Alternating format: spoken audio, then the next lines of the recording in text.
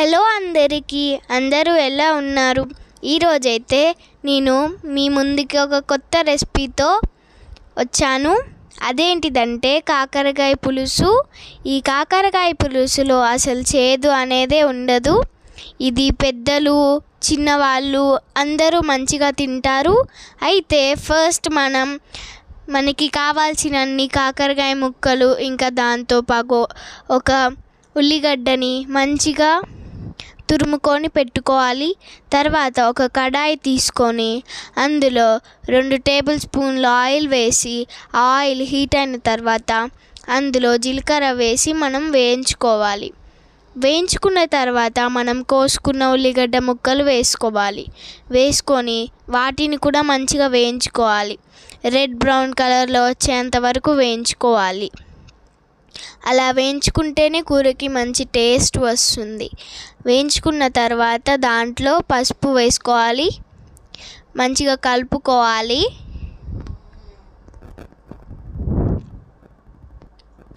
ఇలా మంచిగా కలుపుకున్న తర్వాత మనకి పులుసు కాబట్టి మంచిగా కాకరకాయ ముక్కలు అనేవి రౌండ్ షేప్లో మంచి సన్నగా స్లైసెస్ లాగా ముక్కలు కోసుకొని ఇందులో వేసుకోవాలి.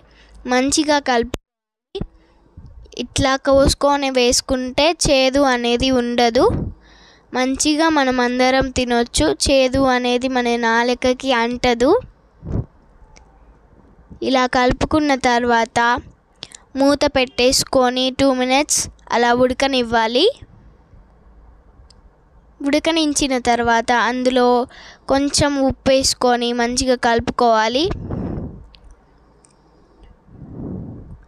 ఇలా కలుపుకొని వేయించుకోవాలి. వీటిని మళ్ళీ మంచిగా ఉడికిన తర్వాత మళ్ళీ ఒకసారి కలుపుకోవాలి.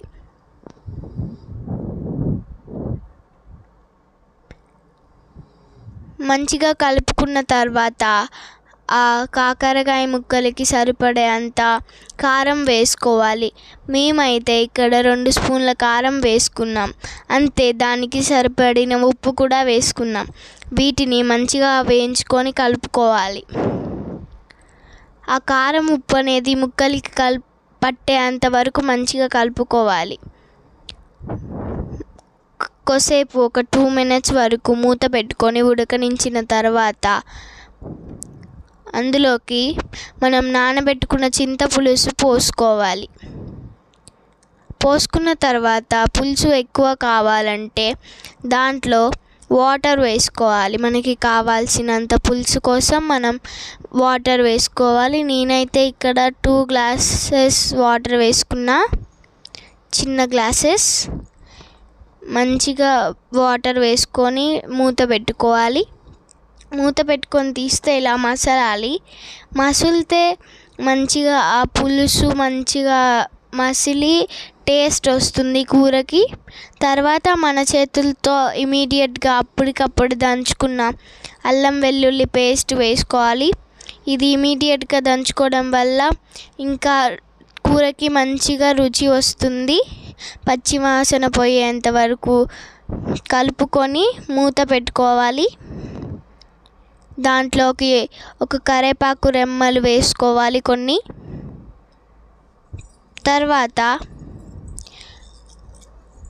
అందులోకి 1 స్పూన్ మసాలా వేసుకోవాలి. మంచిగా కలుపుకోవాలి. అంతే, అందులో మంచిగా కలుపుకొని అందులో కొత్తిమీర వేసుకుంటే చాలు, మంచిగా రుచికరమైన పులుసు తయారవుతుంది. ఈ రుచికరమైన కాకరకాయ పులుసు మా మమ్మీ చేసింది, చాలా బాగుంది. ఇది పెద్దలు చిన్నవాళ్ళు ఇష్టంగా తింటారు. ఏ చేదు లేకుండా ఆరోగ్యానికి మంచిది. ఇది మీరు ట్రై చేసుకున్నట్లయితే మాకు కామెంట్ పెట్టండి. అంతే, మా ఛానల్ని లైక్ చేయండి. కొత్త వారైతే సబ్స్క్రైబ్ చేసుకోండి. Thank you for watching. Bye bye. Follow